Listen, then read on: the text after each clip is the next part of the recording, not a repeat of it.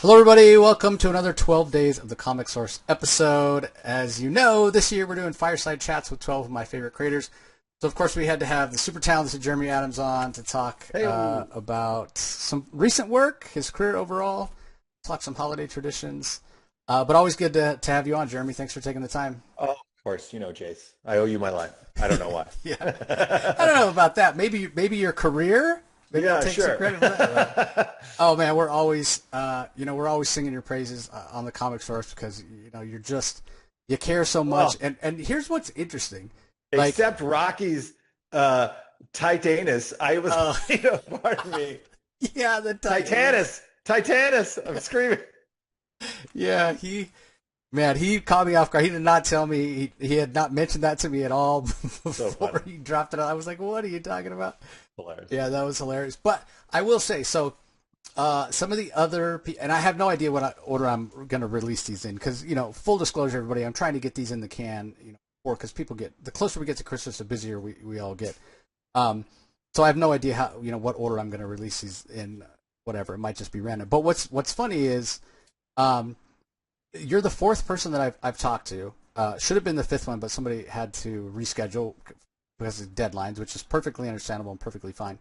But I won't mention who that is. But I'll mention the other three that I've talked to: Porntac, PKJ, and Love Chris it. Condon. Cool. And I think your name was dropped in every one of those conversations. Wow. I don't really As know Portak or Condon that well, but PKJ I love to Yeah, death, yeah. But yeah, they all mentioned you, or maybe I brought your name up, but yeah, as a continuity guy, as a guy that cares so much about the continuity, Nerd. Yeah. yeah. But just as somebody who is just killing it right now, with writing fun comics, and I don't want to use the term fan service because that's not Right. a term that came up, but just that you care in the way that we as readers care. And I tell people all the time, well, that's because you're one of us. You read the Right. books, you care about the DC continuity, you care about the stories and what have you. So I just think that's really fantastic. And far cry from the first time we had you on, when I remember us having the conversation. It might have been after we stopped recording. The first time when we had you on, you, me, and Rocky talking about Flash. Yeah. When you kind of you were coming from animation and you didn't really know that many comic creators. And I even Hold remember on. the first time Yeah. at WonderCon, when you didn't really know that many people. Oh And no, I knew. I mean, that was the reason I started doing all the conventions, was so that I could totally Chris Farley out on yeah, everybody, and like and PKJ I met at a party in New York, and my wife was there, and immediately what's fun about Philip is he just has that stoicness about you that puts you like right at ease, you yeah, know. Uh, but yeah, I'm terrible. I love the comic community. They've always been incredibly nice. Everybody's been nice, and they're so creative, and everybody's just kind of like trying to figure it out. But it's rare that I've run into somebody that's just like, oh, I don't like that guy. yeah. Same. People ask me, because I've been doing this so long, like, oh, who are the people that you didn't get along with, or tough to interview, or whatever. Man, I really have to kind of, and I'm not going to name any names. I've had Yeah, I bad. mean Tim Sheridan, but beyond Yeah. him. Yeah. But it's so funny because it's few and far between. Um, but it's interesting just to look at it, because there's a couple of people, obviously, as somebody who's been doing this for interviews for a long time, and I pride myself on my interview skills, and I get complimented all the time, and I always appreciate it because it's always great to hear, because not everybody does a good job, and you find those people that make it more about themselves than the person they're talking to. But there's a couple of people that come to mind when I'm like, man, I will go watch these people do their interviews, even though that's not, it's not comics and it's not my main thing. Right. Um, and one of them's not with us anymore, but Graham Norton is one. Do you ever watch the Graham Norton show? Yeah. Making it all comfortable. I always Yeah. get clips. There's never anything I knew until, the internet showed up because it was across the pond. But I love that he makes everybody very comfortable, and it's all very conversational. Yeah, he's fantastic. And then what about inside the actor studio? Oh, yes. Right. It's like, um, didn't Will Ferrell do a really good impersonation of that guy? Yeah, I was trying to remember Yeah. what his. I can't Name remember his is. name for the life of me, but you always get interesting nuggets. And I love people that kind of dig deep a little bit into surprise. It's like that guy from Hot Ones. He'll pull up something obscure about he does these great interviews and it's just not the same thing you're expected to hear when he's interviewing somebody. Yeah, it's not. That's one of the things. James Lipton is the That's inside it. the Thank actor's you. Yeah. studio. Yeah, yeah. You got to pride yourself on asking the questions that other people don't ask. Because here's the thing, and you know this from having been on the creator side for a while now and doing all these different podcasts or whatever. When you get asked the same old questions and then you Right. get like the same old answers, so you got to I find know. a new in. And the other thing why people love coming on my show, and here I am doing the thing I said and talking about I myself. know, right? You're like, I don't want to make it Yeah, about me, but yeah. I'm awesome. But well, because it comes to mind because I know you've experienced as well, where you get kind of the ambush questions or the Oh yeah. gotcha questions where people Yeah. are trying to trip you up, and God, that's just no fun for anybody except I guess the person asking the question. So Right. Yeah, that does happen. It's the live streams and stuff. Somebody will say something and it's hard because as a creator, you sometimes you agree with the person. right, Like, hey, maybe this didn't come out well, or you want to tell them that like this is not my fault. I'm working for a big company, and sometimes what I want to happen does not happen, right, yeah, And even if they told me it could happen, at the last second, sometimes they go, it cannot happen. yeah, So I have a lot of grace for anybody. It's the same when I worked in film and television. When you see how much goes into anything, it's a miracle that anything, even if it's bad, gets made. yeah, Like it is such a threading of the needle. So, I always have a respect, even if it's terrible. I'm like, I have an algorithm now, Jace, especially with movies. It's like, if it's terrible and it costs $300 million, then I really hate it. You know, like, it's like the more expensive it costs, the more it should rise. Right, even if it's mediocre and it costs that much money, I kind of despise it yeah, versus something that's low budget and ends up being good, and you're like, oh, well, that's even yeah, better in my yeah, mind's eye. yeah. But these days I feel like those big mega blockbuster or mega budget films, it's like you get that much money, then you have that many more people's opinions that supposedly That's matter. oh yeah, that's totally true. I mean, somebody was talking to me and like, well, imagine if Disney bought Warner Brothers and wouldn't it be great if they were like all Marvel and DC were together? I was like, no. Like Yeah, I've written a lot of corporate stuff and the bigger it is, the more people you have involved. And I couldn't imagine how many people would be involved in something like that. And having done just Fantastic Four, Flash, like vertical thing, it was like, and it was great, but it was like I had to get stuff from DC and Marvel. So you had a lot of people, thoughts and opinions about things, and that's a skill unto itself to be able to figure that out. But yeah, the more people involved, it's one of the things that DC animation at Warner Brothers was so great. Why it was so great, and what was so wonderful is Sam Register, who runs it, basically let a creator, writer, and producer just do everything, and you were kind of like that was it. It was like those three people in a way, and you get notes further up, but there was a concerted effort to be like, go, just be creative. And I've been very lucky at DC because I feel like DC's had this really cool renaissance over the past couple of years. And when I started, it was during COVID. It was right when Warner Brothers had sold to AT&T and T, and everything was kind of like, oh no. I mean, that's the only reason they gave me Flash, right, right? yeah, They would, if the company was stable, they wouldn't give it to some rando, yeah, you know? And which my friend Tim Sheridan, who I joke about it, but he told me that they offered it to him first, and he was like, nah, I don't want it. And I was like, oh, thank you, So, but my point being that like, I've been very lucky because for the most part, I've worked with editors and we have our conflicts every once in a while, but for the most part, they've been really allowing me to do a lot of what I've wanted to do. And that's an incredible feeling. yeah. But it is that double-edged sword, right? Like, of course, you have a Superman story you'd like to tell. Of course, you have a Batman story you'd like to tell. But especially when it comes to Yeah. Batman, you get on Batman, and yeah, Ugh. then it's like so much harder to execute your own vision. I don't know. I want to do that so bad.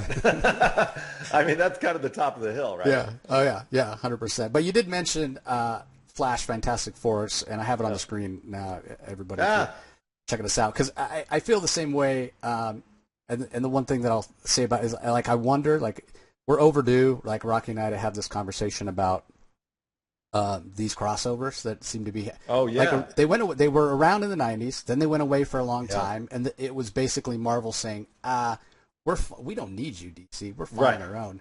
And then right, it flipped where it was yeah, DC going telling Marvel, we're okay on our own, we don't need you, yeah. Marvel.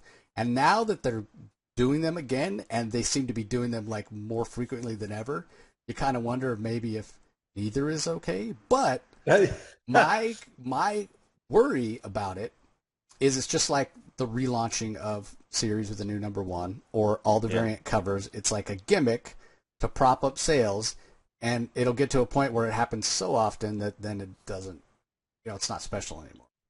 Yeah, I don't know. I don't. Yeah, I mean, I always worry about that because I just showed my daughters all the Marvel movies up to Endgame, and it's interesting because I have a different viewpoint now that I've watched them again.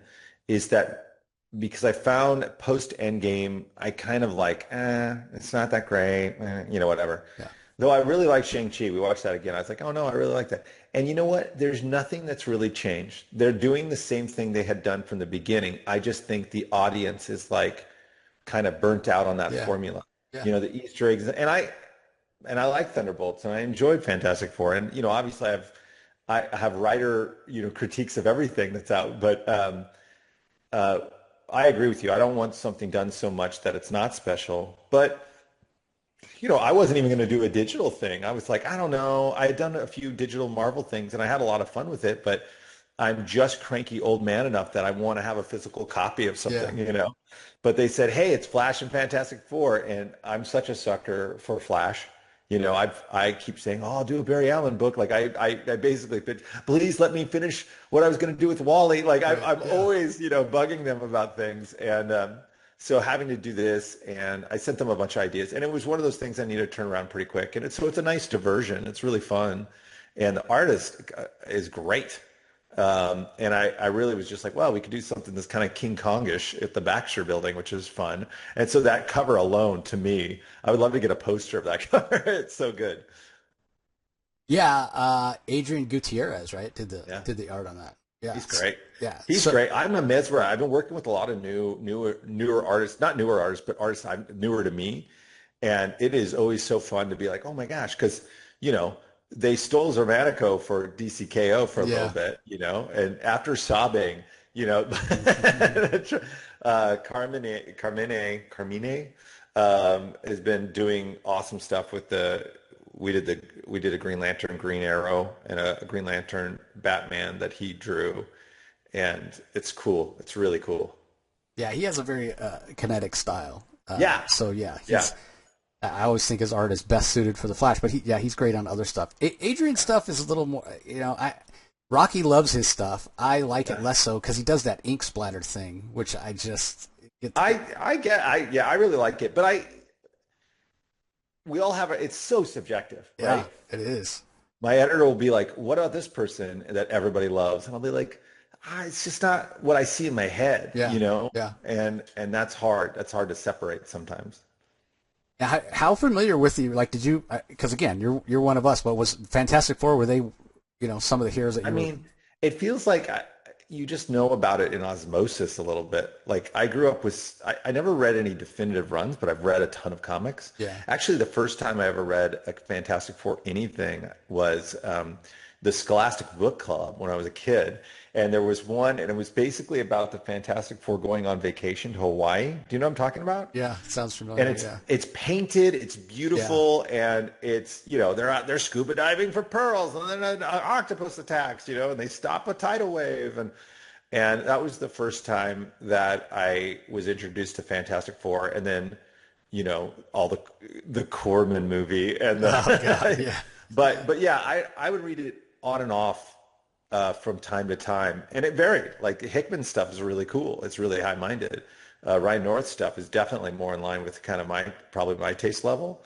And you know what's, I've never read Wade's stuff, and everybody says it's just like the ultimate, which is interesting. And they would show up in every book I read, Yeah. Secret Wars or whatever. They'd show up in some form.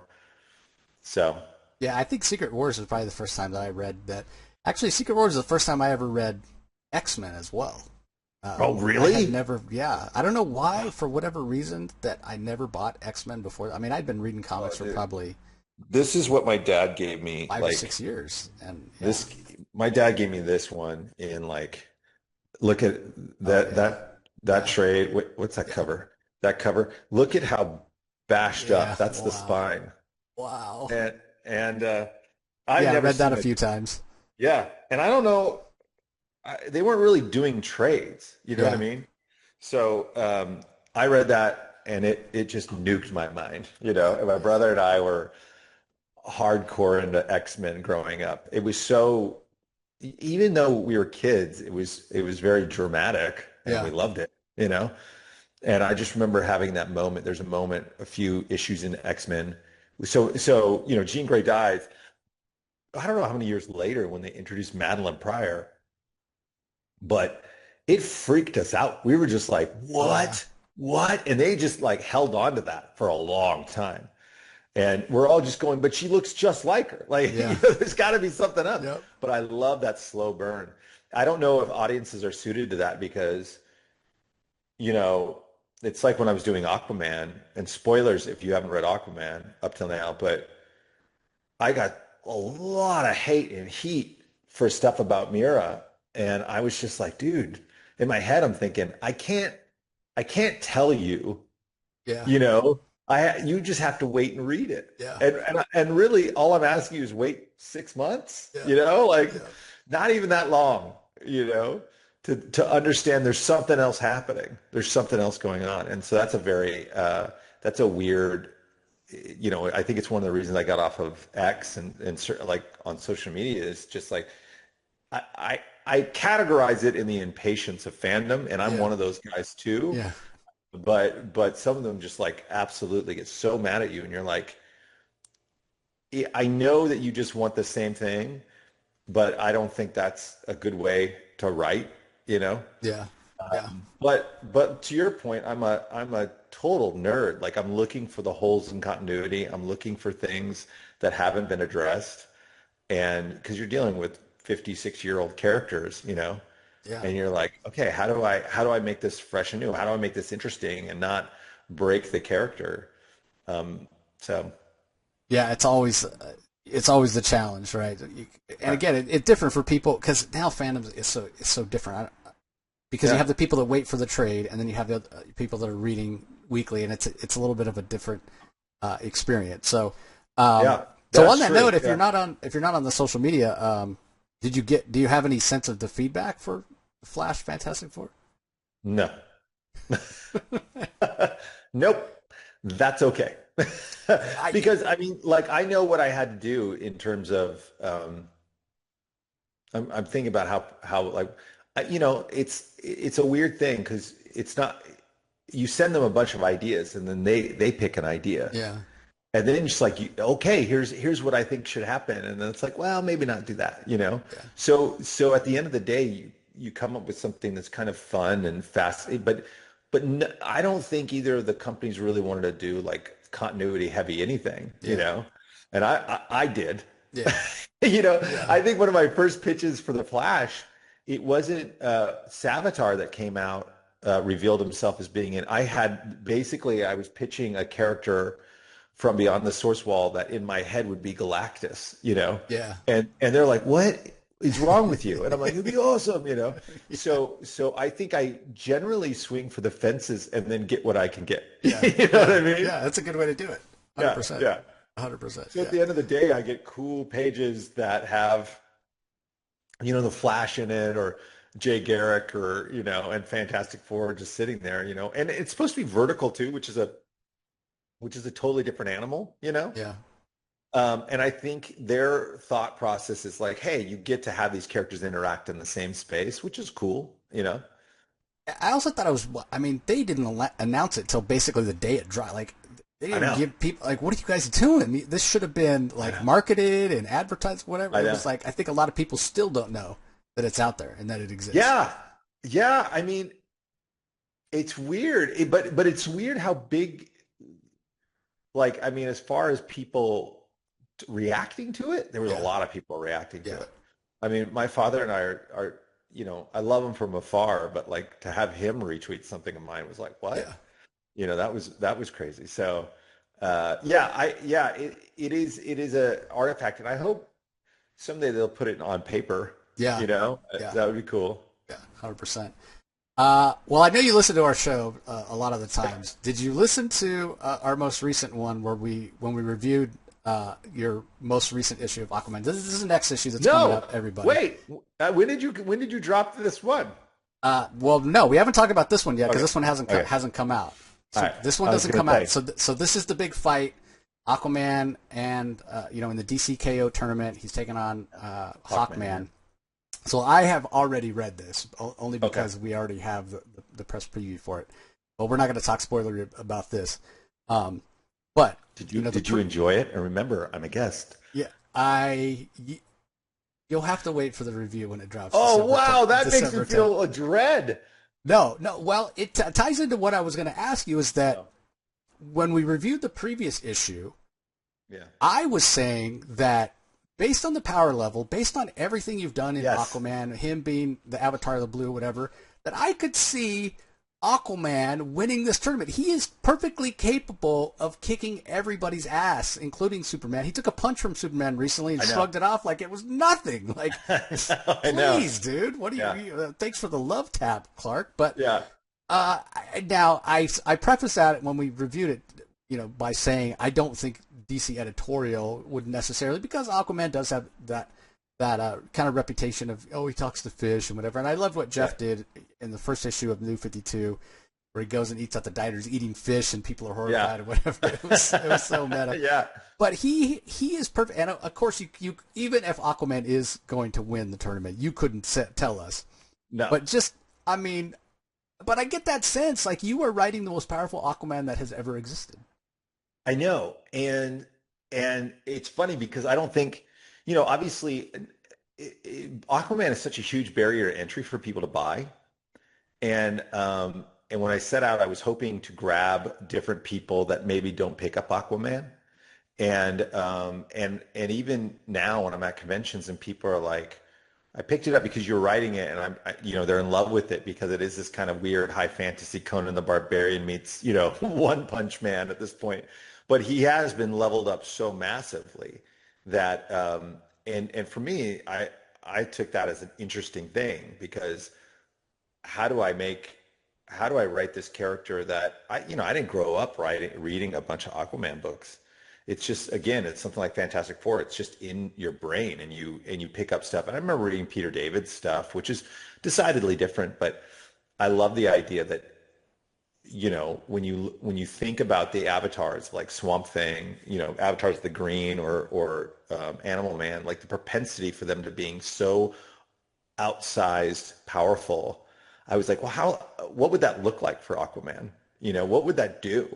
And it should be semi-terrifying, I guess, because I think at the end of the day, it's like, man, there's a lot of water on Earth, and if he can control it, then we're, and not just the water, but the things in the water, and he can, he can control the blood in your body. Like there's things in there that it's just, I thought, it's really fun to see and really fun to make him this bigger and bigger character.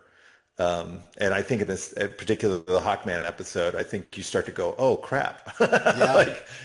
He's really leveled up. He's really leveled up. But it makes so much sense because when you think about it, like, okay, here's a guy, and he's got the hydrokinesis now that can, control water.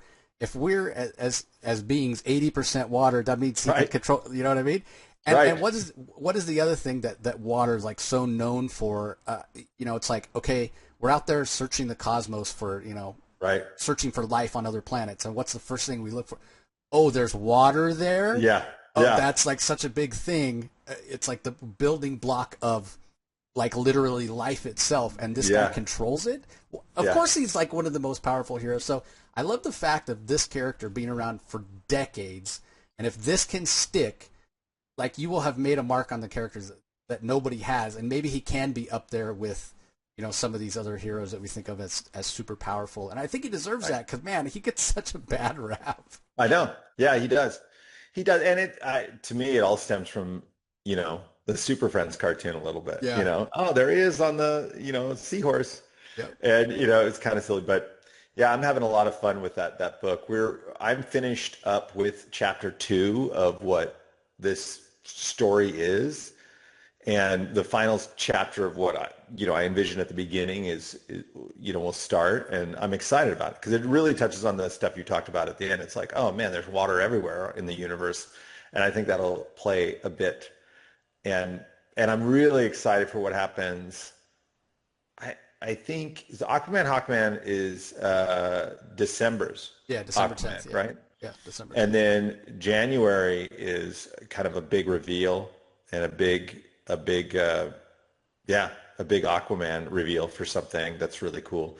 And as we move toward other cool stuff. So I'm excited about it. I'm excited. I like that people are like, holy crap, he took a punch from Superman and it was nothing. And I kind of fought for that to happen, you know, because Paul, who's my editor, he loves Superman. So, you know. Yeah, fair. Yeah, I just want to get to the point with Aquaman. Again, I think he deserves it. And this is, you know, not that I think this is a great show or whatever, but it's a good example of what we're talking about. On the Big Bang Theory, there's one Halloween where they all show up in the Flash costumes. They all want to be Flash. They be the Justice League. And Raj ends up being, you know, he reluctantly is Aquaman with the seahorse or whatever. Like, I get to the point where in pop culture shows where it's like, they're fighting over who gets to be Aquaman. That's where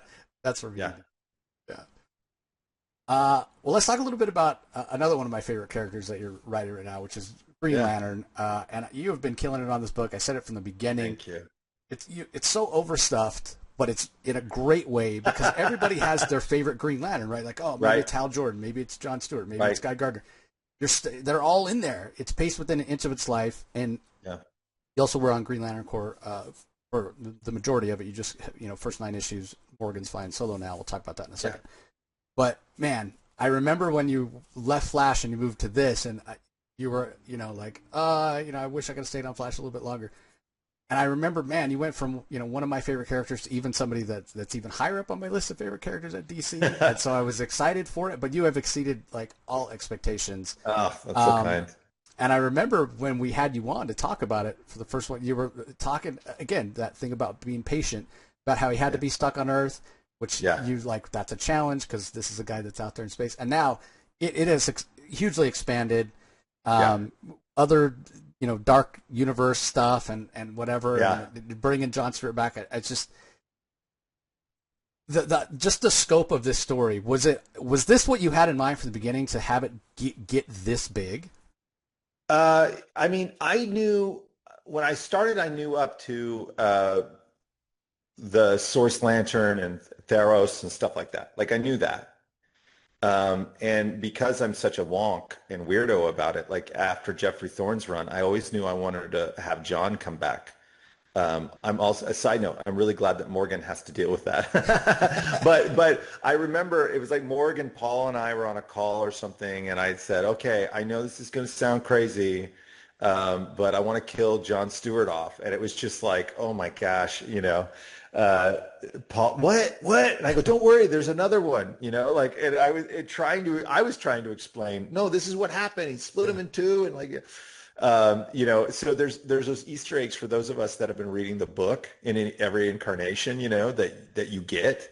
And so, you know, Morgan's like, we're like, okay, this would be really weird because PKJ had set up all these really intense things that, when I look at them, they're like crazy to me, you know, like in terms of the ring that sounds like his dead mother and the construct that looks like his dead sister and stuff. And Philip intentionally was like, yeah, it's supposed to evoke emotion. So the drama that Morgan gets to play with Jon coming back, not that I should be pitching his book, but you know, I love Morgan. So is really cool. But I knew pieces of stuff as I went along. The fractured spectrum stuff, obviously, I started thinking about. I started thinking about how do I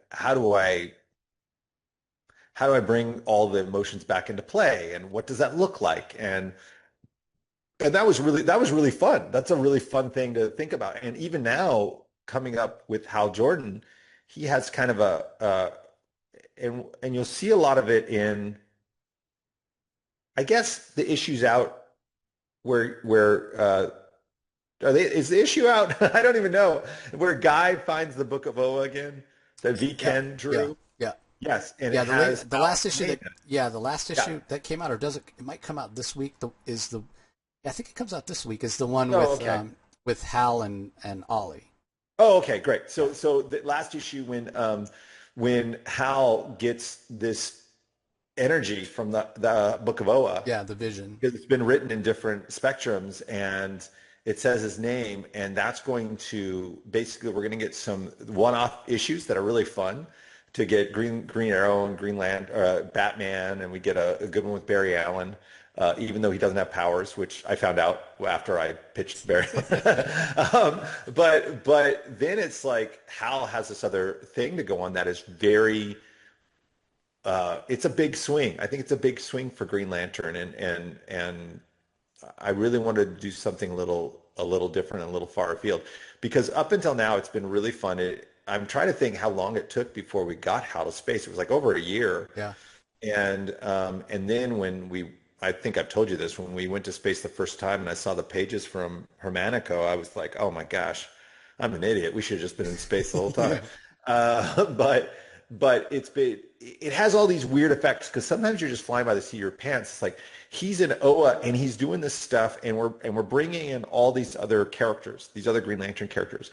So to me, I feel like this book is a really great primer for anybody that wants to start Green Lantern, because you're not just going to get Hal and his journey to space, but then you're going to get introduced to Joe and Jess and Simon and all these people, even Kelly, who was another one that Teen Lantern, I'd get in a fight because I'm like, what do you mean she's not a teenager? Like, I couldn't believe that oh, she's 12. I'm like, this is stupid, I just lose my mind. And what was interesting, when Brian Michael Bendis created that character, there wasn't a lot to her origin story. And to me, when I looked at that origin story, I'm like, oh my gosh, there's so much not said, which is glorious for a writer. yeah. And the fact that she has a glove, and the fact that Hal used to have a glove that was the glove of Cronus, my brain just suddenly started like spinning. And did you know that was what was going to happen?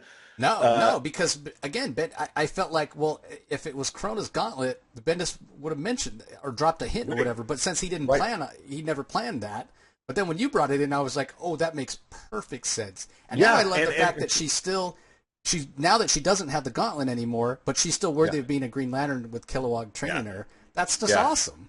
Yeah, and it was also like she's supposed to be incredibly smart, and I was like, well, I understand the desire to make like a little kid super super smart in a way, but what's weird is it wasn't that. Like, he wrote her, she just kind of put it on, and it was later they kind of said she kind of fixed it, but they weren't really clear about her doing anything Right. specific. Yep. But I love the idea that there's this slow influence from this thing, that Krona is slowly influencing her, which makes sense. That's like, this is why and it's not that she's dumb, it's like she has the capability for so much, and Krona's finally got somebody that she can use. Yeah. And it kind of like, like, we don't know what that alien was, and because Hal had Krona's gauntlet before, it's kind of a variation. You can imagine somebody of Krona's power level putting those things out there. Who knows what else he has out there, but it was a fun thing to kind of elevate Kelly, because in Jeff Thorne's run, she got into a coma, Yeah. and obviously I brought that forward. And then I was like, oh my gosh, this is going to be great, because Ellie is this real interesting character, and PKJ had said that she could kind of go into dreams or something, and I was like, oh my gosh, this is going to be great, because they're going to be kind of come friends, and I love that, because I always got to have my young kids in there, and um, And it was just me playing with a lot of like the toys and the settings that other people had left, and it just seemed to start coming together organically. But it definitely got bigger than I thought it would get in terms of you know, the scope of it. Yeah. Because it's pretty sprawling, and but I'm also glad because I get to have, oh, I get to do something with Gem World, or I get to do have Dove in an issue, you know, and I can, you know, and I love writing Guy, and I love the idea of putting Guy as this kind of national treasure, like he's kind of Yeah. a weird, you know, Book of Oa Wonk is Yep. just it's just a little facet to his personality that shines through and gives him a little more character. I love it. It's been really fun. Kyle is going to take a bigger role in the book while Hal is going to be still there, but doing something a little more dangerous. So it's going to be kind of a two-hander Green Lantern. Um, and the Kyle stuff's, you know, is going to be pretty zany and fun too. Yeah, well, and that's the other thing about it. You build these sprawling things with all the scope. We still don't know what's going on with Corona. That Easter egg has been Right. planted. Or the Guardians, yeah. Yeah, yeah, or the Guardians, and the fact that there's now this inherent tension on Oa because all the lanterns they used to have Right. you know, used to have all their own planets, and the one that especially gets you is having the Red Lantern Corps. You know, they used to be on Isomalt with their lakes of blood or whatever, and now they're Yeah. I'm like, are Yeah. they going to try to have a lake of blood, and then other people are going to be like, what are you doing? So that's Yeah. interesting. And then I don't think that we've seen the last of the entities either, even though supposedly they've Right. been destroyed. I mean, you brought them back from the other side of the source wall, but then they were all killed, you know, Right. destroyed or whatever. But that's not going to sleeping dogs lie, you know. They're going to come back eventually at some point.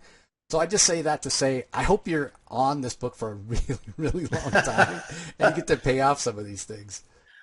I mean, it's crazy, dude. I've already written up to issue 32. So that's uh, you know, it's interesting. It's like I love writing it. I think it'll be fun to keep writing it.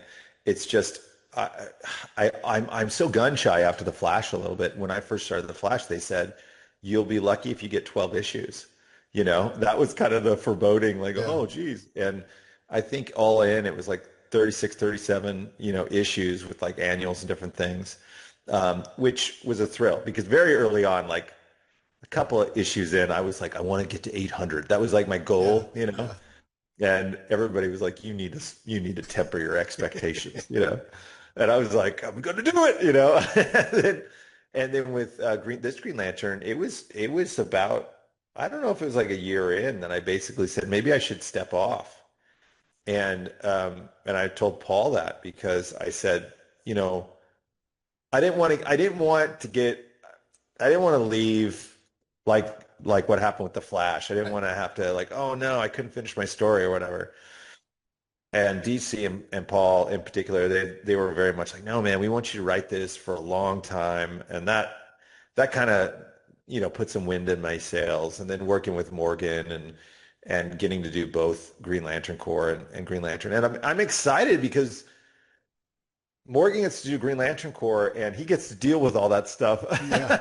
You know, he gets to deal with all the core, the different lanterns on Oa, and I'm not going to deal with it all that much, which is great because as a fan, I can step back a little, and I know what'll happen is I'll be reading his book, and then it'll spark some other ideas for me to do, you know, that or that I get to call back to different things. Like it's not lost on me either that Oa has a giant ocean, and I'm like, well, I got a guy, you Yeah. know, Yeah. yeah. So So you guys hadn't like you stepped off. He's solo on it now. You guys hadn't like didn't have like a plot outline going forward. Some rough idea of what's happening. Like are I you? knew some of the stuff. Like we talked about, like okay, you know, Jon Stewart coming back and dealing with the drama of all that.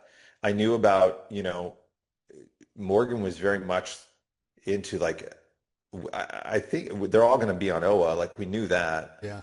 And then he was starting to put together the map with Tom Derenick. But no, not, I mean, we're always accessible and we're not that far ahead, to be honest. Yeah.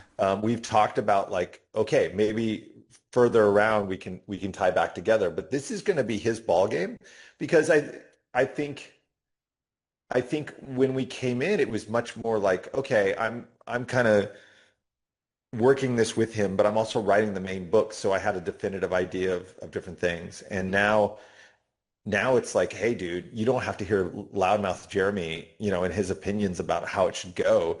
So I don't. I also just want to be careful and respectful. Like, let him write his book. Yeah, I mean, I know how much he loves Jon Stewart and bringing back the one from the dark sector or what have you. And I mean, right Yeah. away, an issue like we see frailty, Yeah. Yeah. from the Mosaic title, and Again, that's just, and it does my heart good because I got to tie up those loose ends. Because I swear to you, like the fact that there was another one was just like eating at the back of my brain. There's yeah, certain continuity things in DC yeah, that I just like, oh gosh, like yeah, I'm like, we gotta fix it. It's not fix it, but it's like we gotta use it. Like that's a story point somebody did 10 years ago, and you know how it gets lost. Like things just get disappeared in continuity, yeah. and it is a joy. Like when I did Batman Soul of the Dragon with Bruce Timm, I remember walking in one day and I was like, you guys will not believe it. And they're like, what? And I'm like, Katana has a sword, right? And they're like, yeah, Soul Taker, right? And I go, did you know that there's a twin and we've never seen it in continuity? And they're like, what are you talking about? Like, yeah. I go, they made two and they've never mentioned it again. So we're making it right in this thing and it's going to be called Soul Breaker and we're sticking it in this book, and that's the stuff that I get so excited about. There's like one line that some writer, oh yeah, there's two. And Yeah. it's like, you never addressed it again. And I'm Yeah. like, oh, we got to fix that. Yeah, that's what I'm saying. That's what makes you one of us. Because for most people, it's a throwaway line, or they don't even remember what have you. Right, right. But somehow it sticks. It sticks in our brains, and then you pull it back around. Yeah. And speaking of pulling things back around, and Green Lantern, going back to this idea of the intergalactic wrestling thing that Yes. you came up with in Yes. your Flash run. Then Yes. we have this DCKO tie-in for Green Yeah. Lantern, which is this, KO slam or whatever. Like, again, this is like a no-brainer, right? Like, we're having this Right. tournament, people are fighting.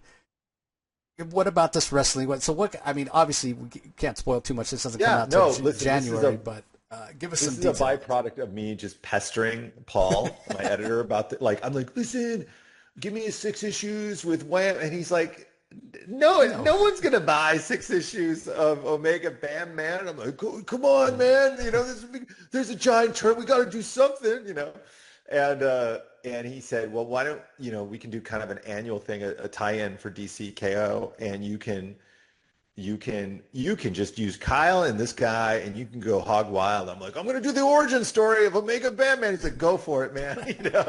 And I'm like, great. So all I can tell you is that, sort of like Wally getting wrapped up in Wham when it was on Earth, Kyle inadvertently gets caught up in Wham. And it's fun because I get to explore. Kian is doing a killer job on most of the art.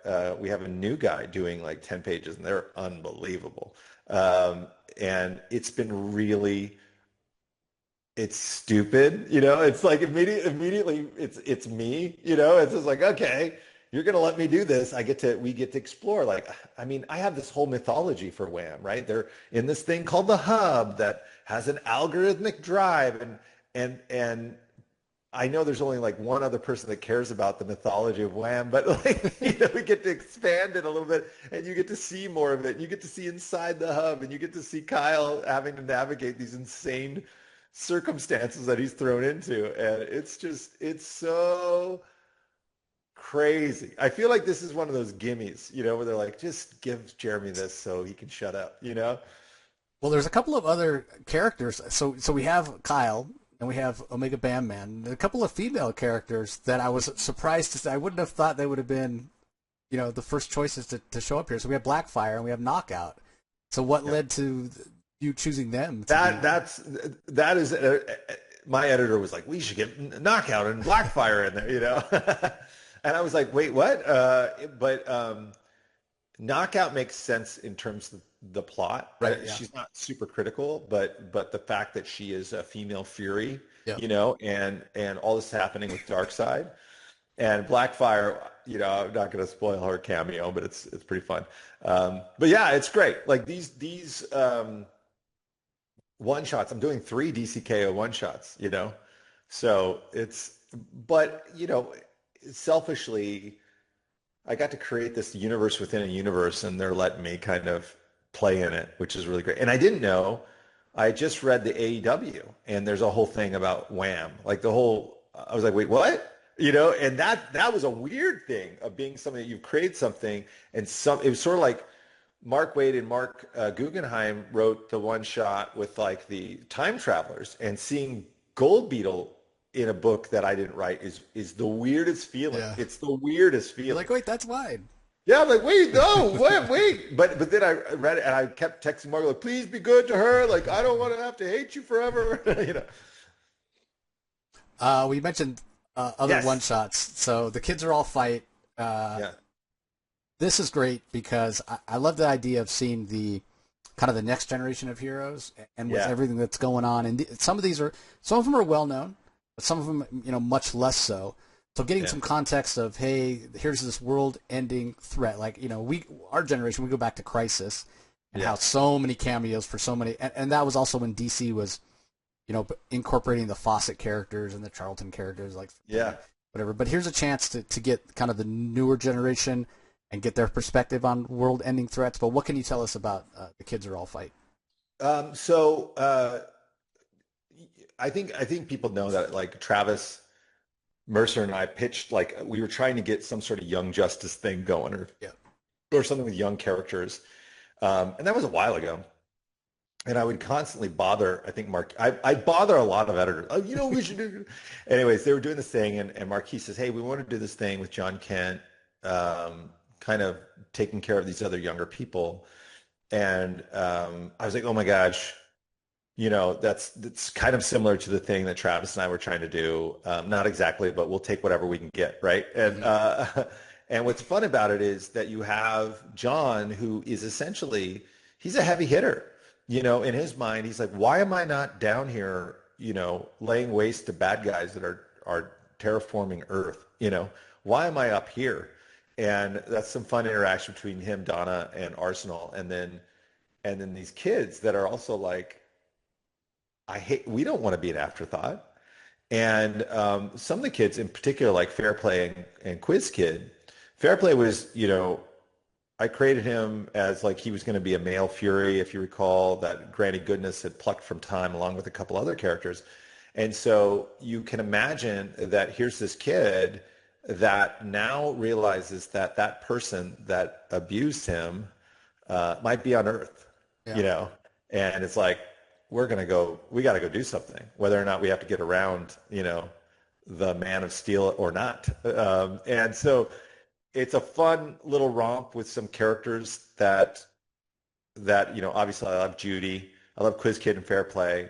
I had never really known a lot about Cheshire Cat, which is, she's really great. Leanne is really great. And it's been fun to do. And there's a surprise character in there that they haven't really talked about. I mean, they kind of spoiled it in the solicits a little bit. That's all I'll tell you. Other than this is the first time I think this character will be back into continuity for DC, which I think will be a surprise. So I'm very excited about that. But it's a fun diversion. I could write. I don't know if you ever remember during Dark Crisis on Infinite Earths, I got to write a issue with Linda and Iris, and they're doing fights, and they end up outfitting themselves with all the stuff from the Hall of Justice, like safe room. And I love doing ancillary books that are happening at the same time, especially with characters that I love. Like I love Cassandra Cain, and it's a good Goonies-like romp, Yeah, well, I love how much it ties in, and it's reminding us that these characters are there because obviously Fair Play and Quiz Kid, you had them in Flash, and then they were in the Lost Children. There's tons of characters like that I would just go crazy for. Yeah, and then anybody who's looking forward to reading this, I also go and check out the Mr. Terrific Year One that was just done. Yeah. Because that's almost the origin, and it shows what Jeremy's talking about with Fairplay being the prisoner of Granny Goodness on Apocalypse. So that was really great, the way that ended. So I mean, important to get these new generation of kids out there, and Well, there's so many awesome, like they're kind of forgotten about like characters that I'm just like not forgotten about, but like you know as much as I do. Like I put, spoiler, but we get a little Teen Titans Academy, a shout out, and I use a lot of those characters in my book sometimes when I can. Tim's one of my good friends, and in the Absolute Power tie-in, it was like, oh, I'm absolutely going to put Stitch in there. Yeah. And I'm actually going to put Salem, because that's fun to me. And I'm thinking these characters exist and they're supposed to be Dr. Fate. And I just think there's so many of those characters that can be utilized and it'd be so fun.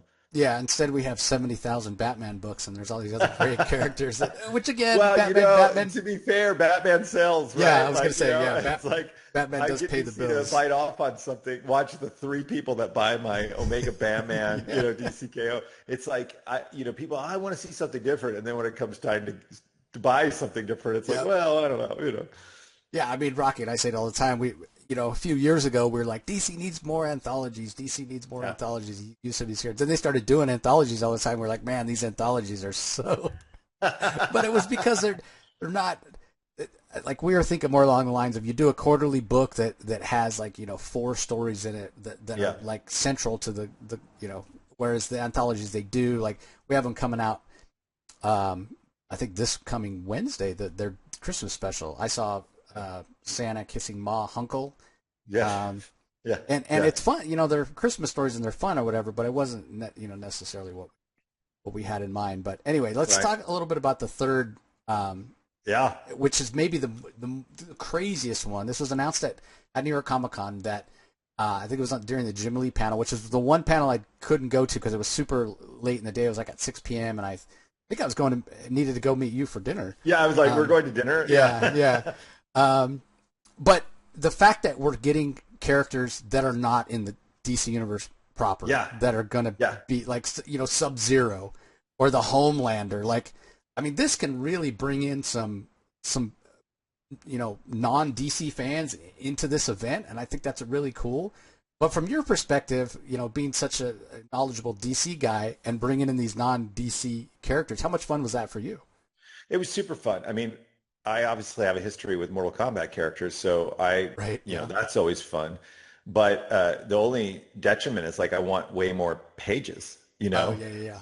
Because you're sitting there going like, oh man, it's these are like fight books, but I want little bits of other things. I want a little bit of characters, so I try to work that in where I can.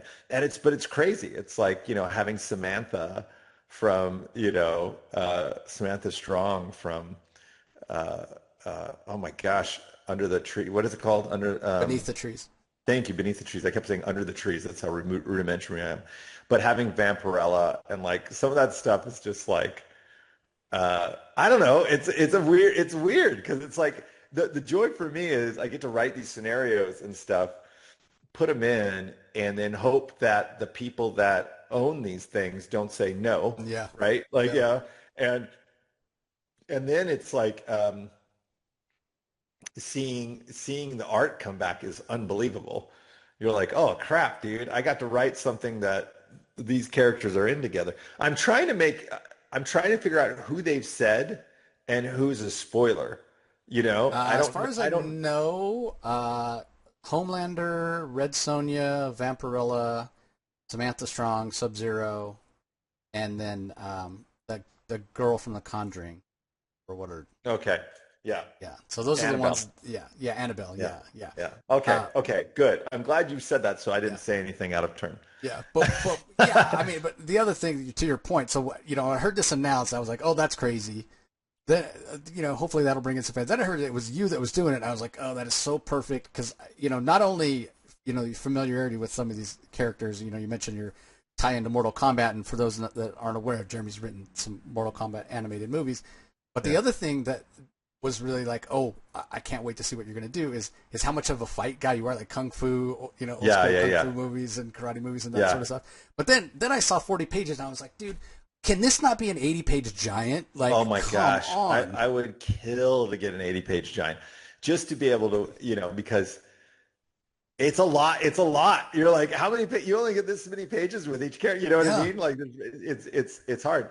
It's hard, but it's great too. And Josh, came in and told me, okay, this is what the setup is to roll out of DCKO, and so that this can take place. And um, I'm thrilled to do it. I mean, I love stuff like that. And like I said, just to see the different characters interact is really fun, and the art is unbelievable. I mean, the art is so good, and it's preposterous, but that's something that I am really enjoying about DC right now, is that they really are just taking these mega swings, and there's not a level of like, you know, it just feels like they're not necessarily poo-pooing ideas, or like they're so serious that you can't do these things.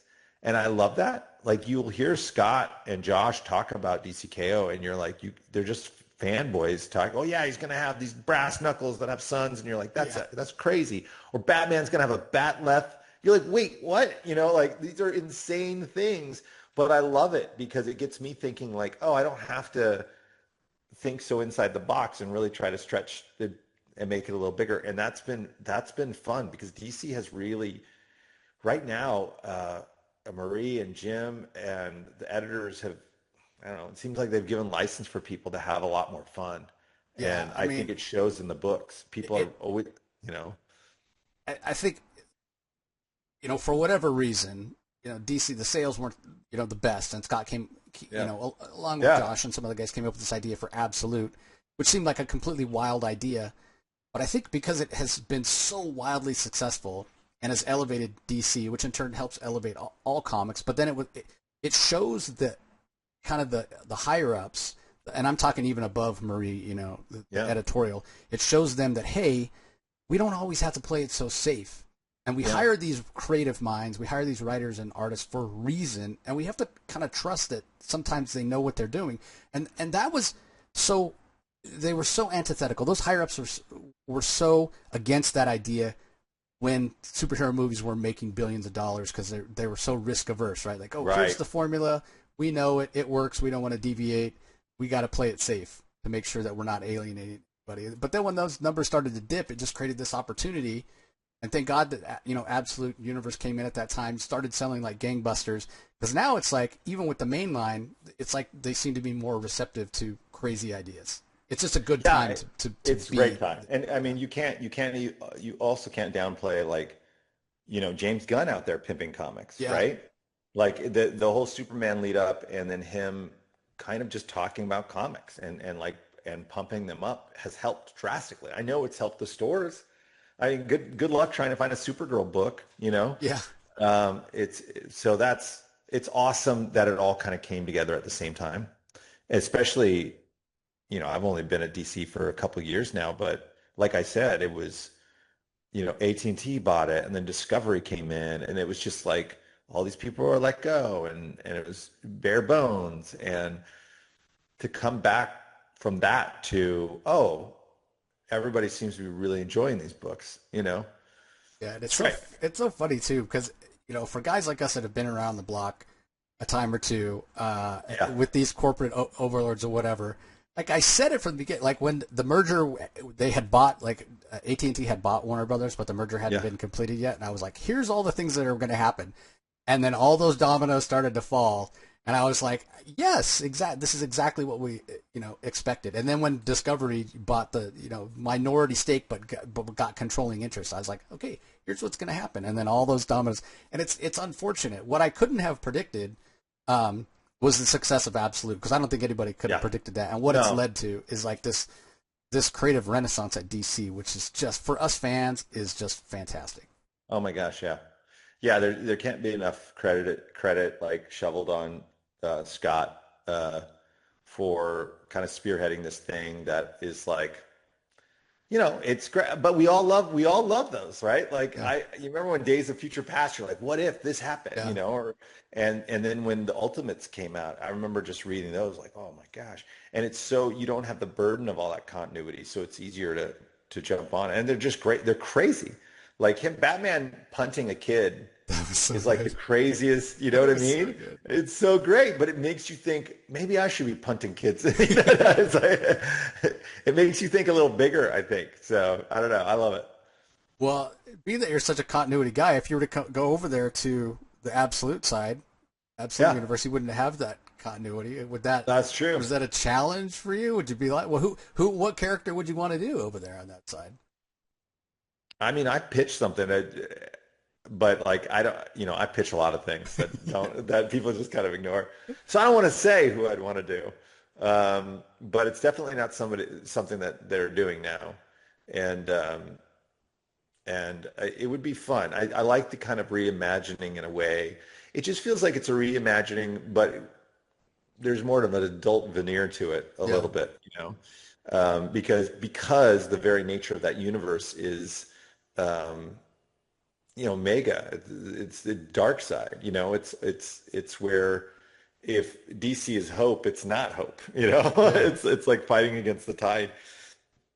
I think what would be hard for me is that I like to throw in jokes so much. yeah, Like pull yeah, back. yeah. How do you pull back? I don't know.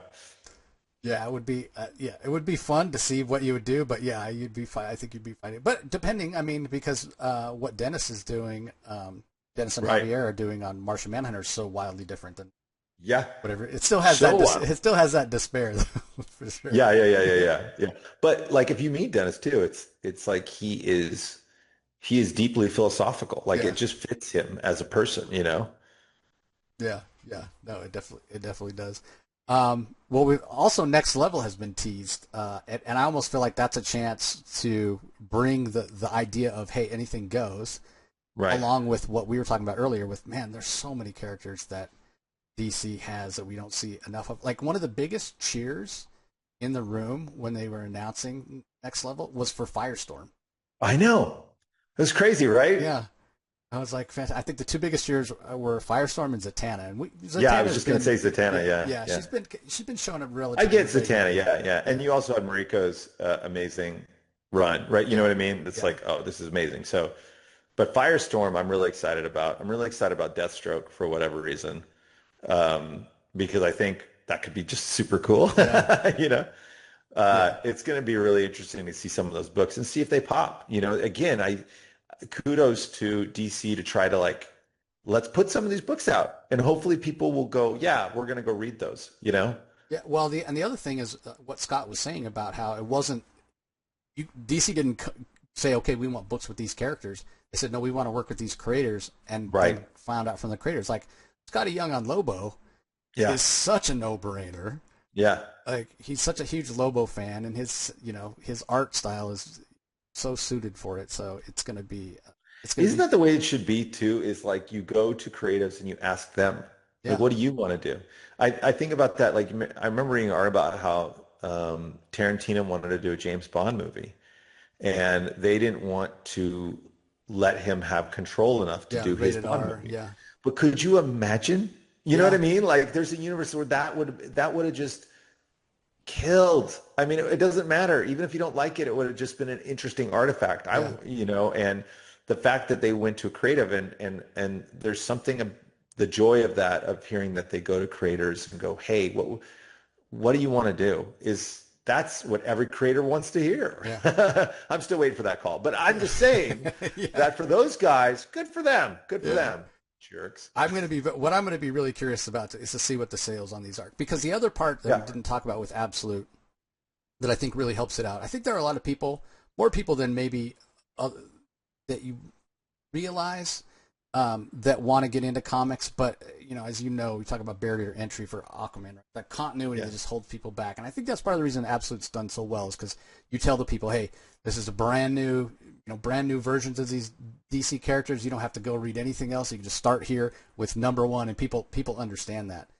With the next level stuff being in the main universe, I hope and they're going to start with number ones. I hope that we get that is marketed, that people realize, hey, you don't have to be reading anything else. You jump on here, it's a fresh start. Because then I think it can do well. But if people feel that they have to go and read other stuff or go check out a Wikipedia page or whatever, like I love Yeah. doing that, and I know you do too. When Yeah, I you do. read Yeah. something and you're like, oh, it sparks. Or back when we used to read it, where they had the editor's notes, go see Yeah. this issue of whatever. But not everybody Yeah. likes that. Sometimes they just want to read the one thing and have the complete story. So we'll see. We'll have to see how that goes. Yeah, I hope it goes well for all of our sakes, but Yeah. mostly for my job. Yeah. Well, we got to transition away from DC, the other monthly book that you have coming out. Yeah. Talk a little bit of Flash Gordon because you've done something here. Everybody, if you're not reading Flash Gordon from Jeremy that comes out monthly from Mad Cave, you've so first of all explored the history of or kind of the origin of Flash when he was just a kid back on Earth, which you and I have talked about this before. For a character that's been around for nearly 100 years to not have that much of his like Yeah. backstory and growing up formative years is so strange, which is great that you get to mine that. But you've also introduced this like parallel mirror universe. Reminds me a little bit of Star Trek, Yeah. but they don't have the goatees. But like when we got the explanation for why Dale, the evil Empress Dale, why she was so evil and looked like Dale, I was like, wait, what? You want to talk about Days of Future Past? And then we got the alternate version of Flash, and then we got this alternate reality, which was just awesome. And I can't wait to see like the explanation for that because of when it happened or whatever with the Unraveler. But this has gone in a direction that I did not expect at all. So I got to ask you kind of the same question I asked before about Green Lantern. Did you have this parallel thing planned from the beginning? I knew, yes, because and it all started from the fact that like somebody told me that I couldn't use the word mogo or mongo, Mongo, yeah. and I was just like, what? And the minute I said, well, I'm going to blow up Mongo, that sent my brain down a different path, and I knew Dale, and then I was like, oh, but this makes sense because this thing ripped through space and time, and so all this stuff started playing, and because at the heart of it, this is a pulp sci-fi thing, and so playing with those tropes, but trying to introduce them in a way that might surprise you and also twists on them is a lot of fun because I still want to remain true to the heart of what Flash Gordon is. And you're talking about a character that has been around for ages and trying to tell a different story for those old fans and new fans. And as I wrap up my run on this on issue 15, it's like it's been really, really fun. And Will's done such an outstanding job, and so has Tom Derenek, who steps in from time to time. And I'm just lucky. It's been a fun thing to do because it doesn't, as much as it does have kind of a history of different adventures, there isn't that continuity. So it's very freeing just to go, well, I'm just going to do this now. Well, I'm going to go in this direction and I'm going to go do this. And that's been great. Yeah, and it really does feel like I'm not somebody who's read a lot of Flash Gordon stuff in the past. Yeah. I know him mostly from the Sam Jones movie, Right. which you've even gotten to do signings with Sam. Oh, dude. I had like this 2-hour conversation with him on the phone, and it was like, he's such a cool dude. Not only is he such a cool dude, he has a pitch for an idea that I'm like, dude, that is awesome. Like a really good, just the FYI, somebody should go talk to Sam Jones about his idea. It's really cool. But he's such a nice guy. And that's surreal for me because I'm sitting there going like, oh my gosh, it's Sam Jones. Like it's Flash Gordon in real life. He was in this character called Highwayman in this show called Highwayman I grew up with too. Wasn't on that long.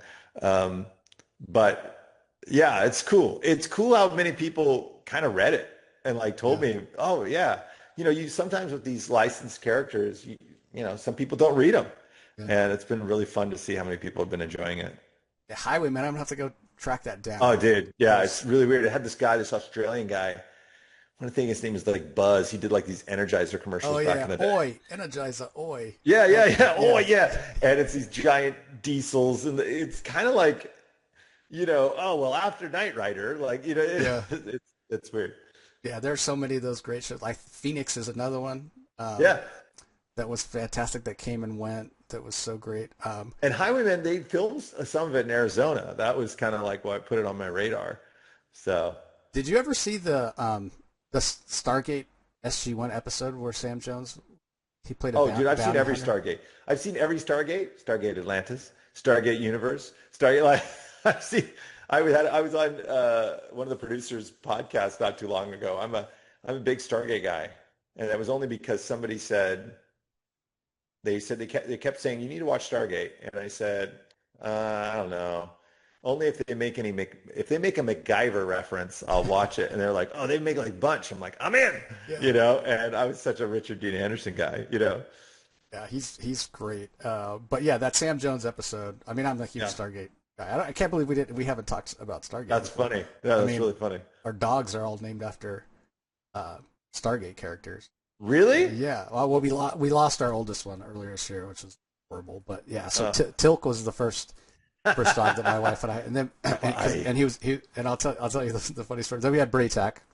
And then we got Daniel Jackson as our most recent. But yeah, so we started with Tilk, and then a few years later we got Braytac, and Tilk was this brown Yorkie, and Braytac was he's this white like poodle mix.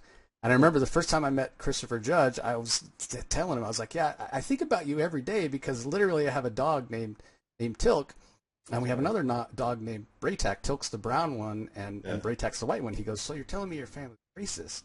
Yeah, because Tony Amendola plays Braytac, and he's like, oh, I'm just kidding you. And that was like in May at Phoenix Comic-Con here in my hometown where I live.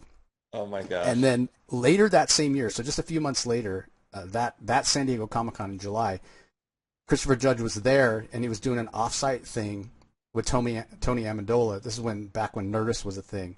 They were doing something at like the Nerdist off-site thing. So I went over there because I wanted to say hi to Christopher, and I wanted to meet Tony. So after they got done like giving their talk and answering questions or whatever, I went up and Christopher remembered me, said hi or whatever. And I told Tony Amendola the story about how Chris said that my family was racist because and I showed Tony a picture of the dogs on my phone, and Tony, without missing a beat, he turns to Chris and he says, it's not that they're racist, and it's not because this one is brown and this one is white. It's because this is the handsome one. That's and funny. This is the rugged That's one. Funny. That's and he was great. totally giving Christopher Judge shit. It was great. It was That's great. Awesome. Those guys. That's awesome. So, well, speaking of the holidays. Yes. With this fireside chat here, we got to finish up talking a little bit of holiday traditions. Yeah. I know you have young ones, 2 young daughters, so that always makes Christmas, so much fun. It's almost like Christmas becomes for them. So plans this holiday season, traditions that the Addams family has. What do you?